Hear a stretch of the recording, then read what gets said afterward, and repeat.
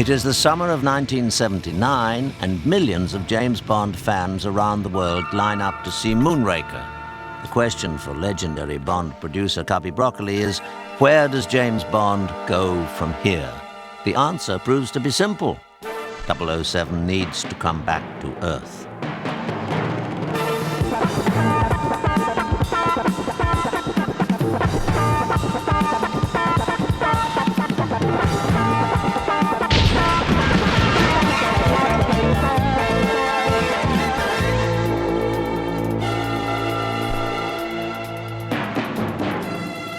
To help shape Bond's entrance into the 1980s, producer Cubby Broccoli relies on the rising star of the James Bond creative team, his stepson, Michael Wilson. With Moonraker, we went really, I think, pretty far along the track of touching on science fiction. It was a tremendously successful film. It was one of the most successful in the series, but I had a feeling that if we tried to go down that road, we would just become more and more outlandish until we got really silly. For Your Eyes Only was an attempt to sort of retreat from those excesses. To help make this transition, Broccoli promotes a hard-edged action unit director from 3 previous Bond films, John Glenn. When I got awarded the For Your Eyes Only to direct, we had long talks about how we were going to get the character back, get his feet literally back on the ground again. To get the story right, Broccoli and Wilson turned to veteran screenwriter Richard Maybaum. Well, I'd known Dick Maybaum since, I was a teenager, and he'd written so many of the great Bond films. I started working with Dick. I was at that time the executive producer on the films. And as we got working more and more, he asked me to take a stab at writing a few things, and then he suggested we become collaborators. For inspiration, Wilson and Maybaum returned to the works of 007's creator, Ian Fleming. Starting with 2 James Bond short stories, For Your Eyes Only and Risiko, the writers develop a plot straight from Fleming's pen. Wilson and Maybaum even include a key sequence from the novel Live and Let Die. The working relationship proves fruitful. The writing team of Richard Maybaum and Michael Wilson shape a new vision of Bond for the 1980s. As it happened, I was very pleased that Roger did it, because it helped me enormously in the fact that he was an established James Bond. If I had to take someone new and establish them in the role, it would have been quite difficult for me, I think. Director Glenn brings in some new faces behind the cameras. My background is documentaries. I started off in documentaries, and I used to direct and photograph when I was doing that, and that's how John knew me. If you met Arthur, you wouldn't think he'd be an ace cameraman like that, because he wears thick glasses. And he tripped over the carpet when he first met Cubby Broccoli as he walked in the office, which wasn't a good start. It's a great excitement, because it was Bonds have always been a type of film that I've always wanted to do. With acclaimed production designer Ken Adam unavailable, filmmakers turned to a familiar face. Peter Lamont, a 007 veteran since Goldfinger, worked his way up through the art department on 9 previous Bond films. I was called by Eon and they said, who would you like to work for next? Ken's gone off to America with Herb Ross to do Pennies from Heaven. And I kind of said, well, why not me? And an hour or 2 later, I was the production designer. Lamont's detailed and realistic designs reflect a new direction for the series. We all sat down and Cubby said, we better tell you this right away. We're not going to spend that tough of money on the next Bond. I want Bond doing the detecting, and I don't want him to be overtaken by a lot of gadgets. With the key team in place, filmmakers turned to casting. We had Roger, and we were now looking for a leading lady. Carole Bouquet was a French actress that I recommended to Cubby Broccoli to consider for the part. She'd done some French films. She had the most gorgeous hair, and I immediately could see the crossbow sequence, the only Fleming element, and there she was, Melina. I could see her. She has this extraordinary colour eyes. Most attractive, most lovely girl. One of the loveliest people to ever play a Bond lead. The fact that she became the face of Chanel should prove that.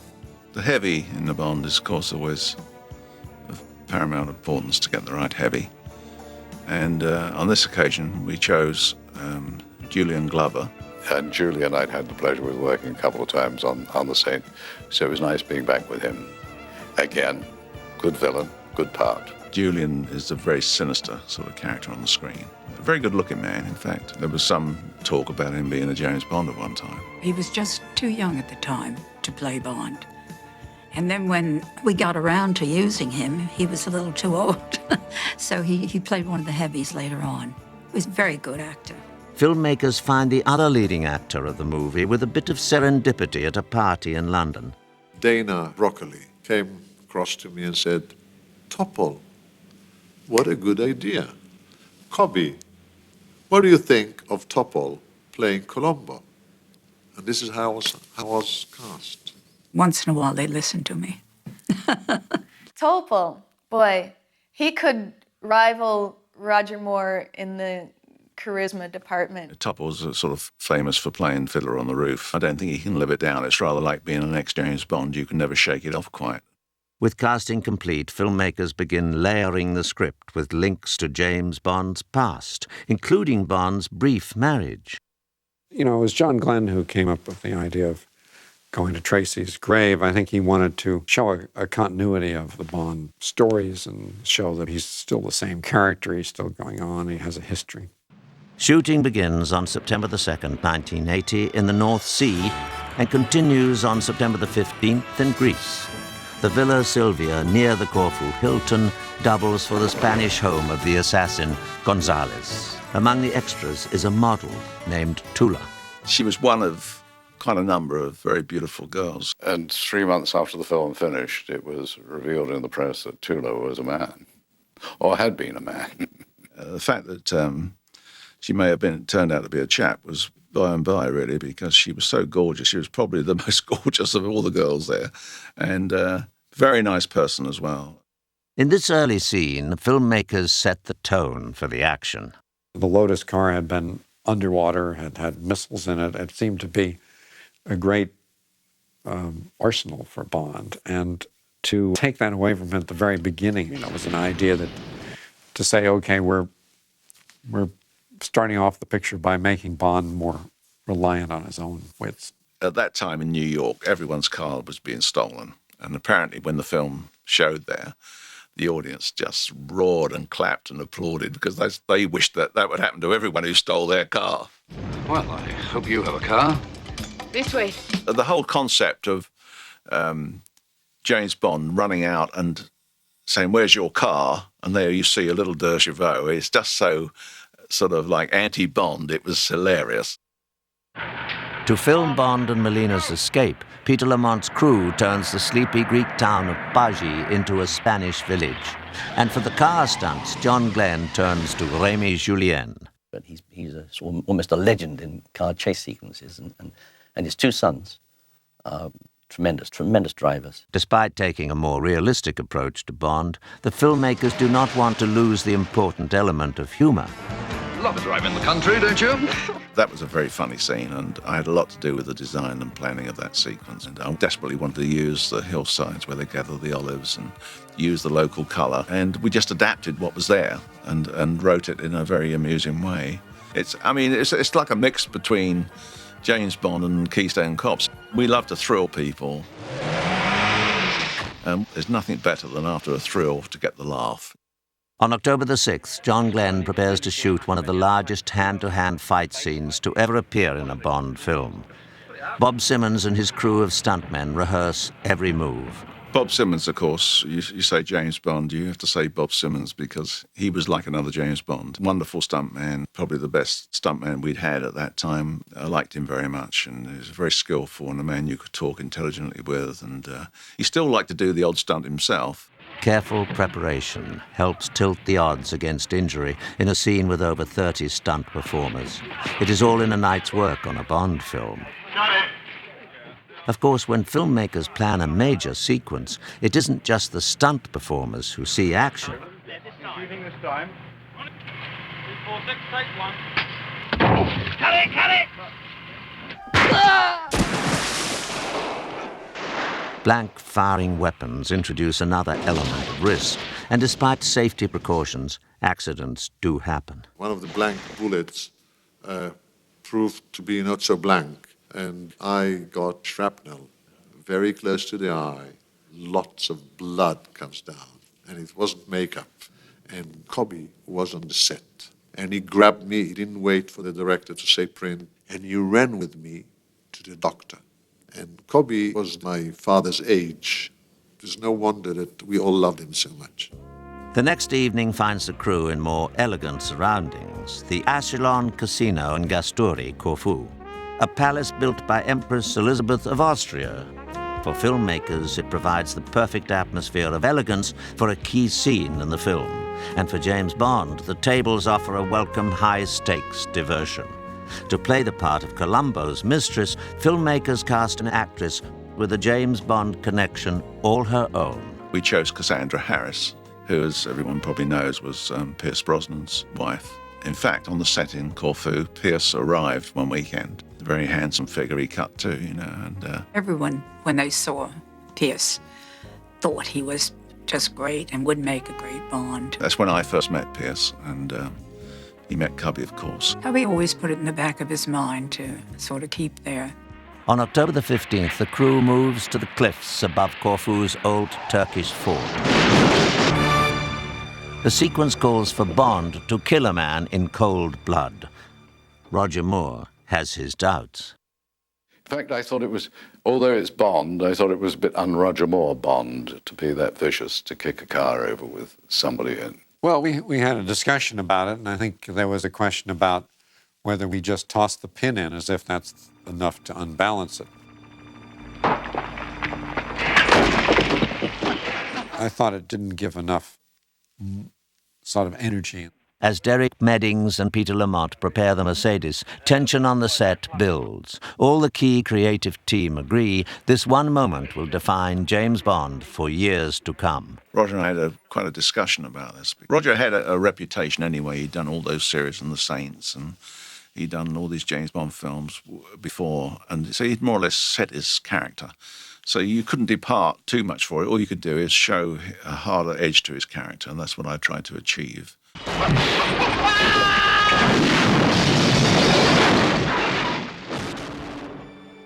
And I think that helped the film. I think this gave him the strength of character, which I was looking for. The next day, the cast and crew move across Greece to face a different kind of challenge. At the edge of the Pindus Mountains, atop 24 mammoth rock spires, sits the holy community of Meteora. It's an incredible landscape. Years ago, the monks built monasteries on some of these rocks. They have to carry everything up by a rope basket. There are no roads up. We thought we'd done a deal with the local bishop to allow us to use an adjacent rock. When we arrived, of course, the money that was paid over hadn't reached the local monks, so they refused to cooperate. In fact, they went out of their way to sabotage our filming. There are two monks there who don't want us to film. I have no idea why. This caused great consternation among the local inhabitants who lived in the cities, and they were prepared to actually go up and attack the monasteries and throw the monks out. We managed to overcome the problem by building our own monastery on an adjoining rock where they had never built before. The case actually went up to the Greek Supreme Court, and they convened a special body of judges, and they had to decide who actually controlled the right to use the land. Was it the monasteries or was it the local government? And it came out in favor of the local government, so they actually had to decide the issue after all that time. To add verisimilitude to the Cold War climax of the story, filmmakers have a Polish Mi-2 helicopter flown in. Shooting the final confrontation comes nearly 4 months before the end of principal photography. And action! No, Molina is not the answer. We'll turn him over to the Greek police. Out of my way, James. Each of the cast must find a way to catalogue this performance so that it meshes seamlessly with scenes to be shot weeks later at Pinewood Studios. Other challenges for the actors are not so cerebral. Roger's not too good on heights. And I had to do a sort of rock climbing and scaling edges of precipices. I've got to climb the other side, right? Yes. I've got to go around the other side. No, you've got to climb that right-hand side there. See the edge of the sea now. Yeah, that's the place. It's always like, you want me to stand there? Well, looking down there, you've got to be joking. Are you talking sex, you two, because you're being recorded? Despite joking on the set, Moore's nerves get the best of him. I took a lot of Valium and drank some warm beer to do that in the morning, I tell you. For director Glenn, the climbing sequence gives him a chance to create a signature moment. Hitchcock always used to make an appearance in his movies, and I suppose I had a similar idea when I always used to put my little trademark on all my films. I'd always use a pigeon coming out of an unexpected hole when Roger Moore's climbing the Meteorus when he's like 400 feet off the ground. He puts his hand into a handhold and a pigeon flies out and nearly knocks him off the rock. I guess you could say that pigeon is my trademark. We used a chap called Rick Sylvester for the double, for some of the climbing on that. He did the ski parachute jump in Spy Who Loved Me, and we used him again here to do a similar trick. We had a sequence where Bond has to climb up the rock face. He gets kicked off and falls down and finishes up hanging on a rope. That was quite a hairy old stunt. It was everything was done for real. Even if you're on a rope, if you fall far enough, the jerk you get can be very injurious. I immediately went to special effects department. I said, I threw myself on the mercy. You got to save my life. I told them I'm going to do this scene, and I don't know how to do this. Derek Meddings, who was the special effects supervisor, built a trough to arrest his fall. When I got to the end of the rope, we'd move these sandbags in this box. That would these heavy sandbags that would dampen the sudden deceleration, which is what could kill or injure you. When I saw Derek Meddings' rig, I was a bit nervous because it was a real Heath Robinson affair. There was a man risking his life on the end of that rope. The day we got there to the location, there was a funeral procession in the village. And then the box that the sandbags were in, it kind of resembled a casket. And also from the location site, we had a perfect view of the village cemetery. So you didn't have to be an English major, you know, for the symbolism not to be lost in you. I was worried about this. Letting go for a climber is, in a way, goes against the grain because everything we work and train for is not to let go. On a chilly October afternoon, Rick Sylvester lets go.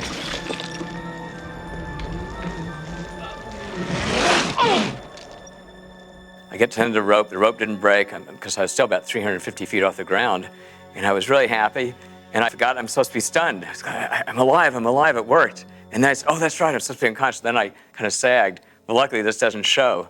He did a great job of the fall-off. He was very, very good. But unfortunately, he was quite a small man, and he was very difficult to make him look like Bond. He's a big guy. He's around 6'5", and I'm more like 5'6". And so, you know, with the $700 wig and the cameras far enough away, you can almost think really that I was Bond. Back in England, John Glenn starts work on the film's pre-title sequence. I got the idea many years ago when I was walking around Pinewood Studios, and I saw one of our technicians on a Sunday. He brought his young son into work. The boy had a remote-controlled car, and that gave me the spark to think about this remote-controlled helicopter. Mark Wolfe was the pilot, who's a superb helicopter pilot. It all took place around the chimneys and the industrial architecture of Beckton Gas Works, which was very spectacular. It was incredible excitement. You know, when you hang underneath a helicopter and there's the noise and the blades swirling around and the helicopter is doing all sorts of various maneuvers and you're hanging underneath and you're enjoying it, you know, that was really incredible. Derek Meddings came up with a great scheme because we had to get the helicopter, fly into one of these big halls, fly in and fly out, and it was quite a hairy old stunt. And we were looking around this place for a building where we could actually fly a helicopter into this building for this particular sequence. And of course there wasn't one, but there was this enormous building which, had it had an entrance, would have been ideal. So I thought if we did a foreground miniature to match this building, and put the entrance in the miniature, we could use the real helicopter, line it up and fly it, and that's what we did. And we had to build quite a major rig with a full-size helicopter on the end with rotors going round, which we mounted on a track going up the inside of the building. We actually put Roger Moore inside this helicopter with the rotors going, and we shot all the exciting scenes inside the hangar where he's trying to find his way out of the building.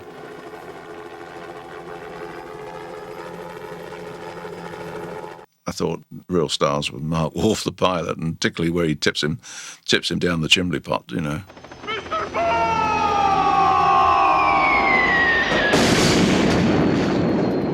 While famed underwater director Al Giddings stages elaborate action in the Bahamas, John Glenn and his crew also face water problems in London. Well, first of all, Carol Bouquet wasn't happy underwater.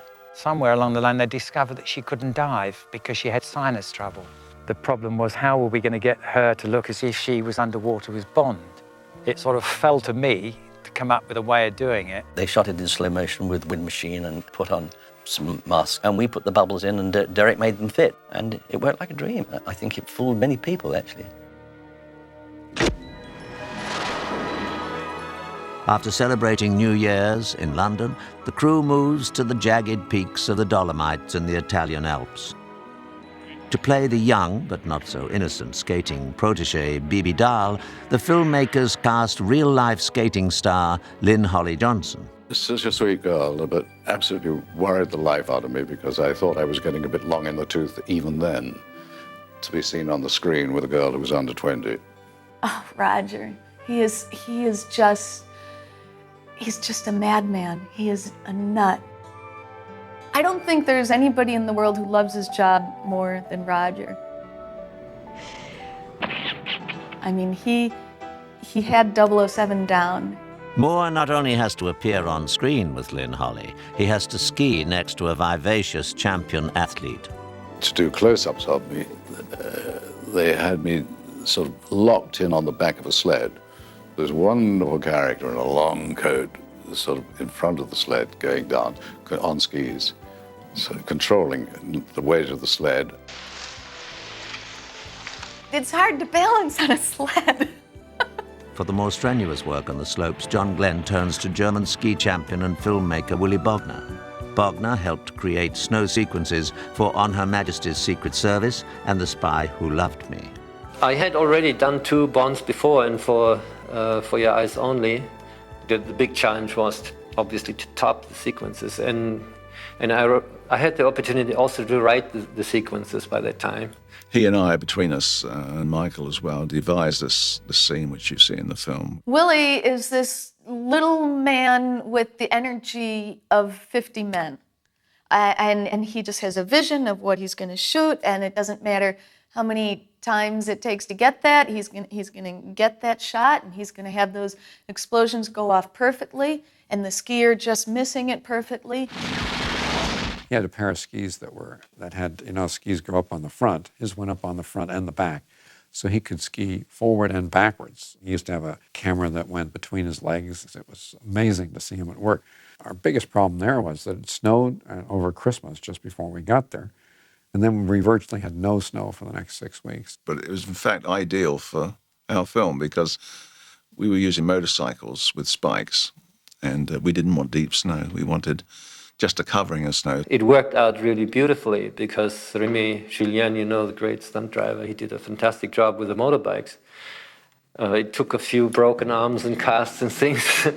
Skiers and motorcycle drivers don't just have to worry about snow, but also pure ice. And I thought, if you had a Bob and then Bond on skis and then 2 motorbikes in the back, that would be really something else. He approached me and he said, I'd love to ski down the Bob run following the Bobs along, you see. So I said, well, the only problem is the Bobs will go faster than you are because they're heavier. So we have to devise a way, to keep you at a certain distance. I said to him, I suppose you wouldn't consider being tied on to the Bob, would you? And he said, well, that's a good idea. Throughout the early winter months of 1981, Willy Bogner and his team of skiers break all boundaries.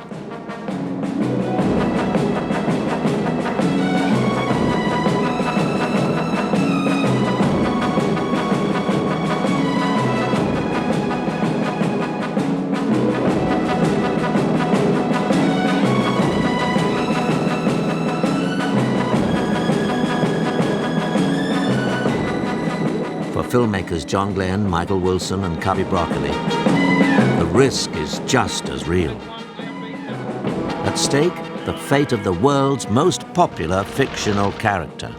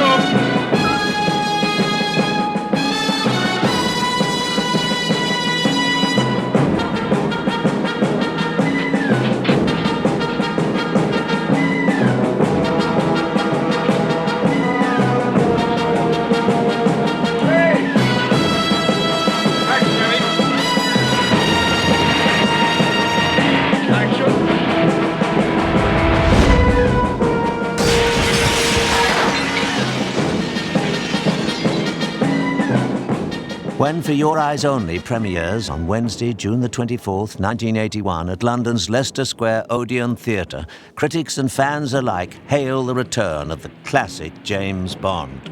The film is an instant smash and sets the course for 007 throughout the 80s.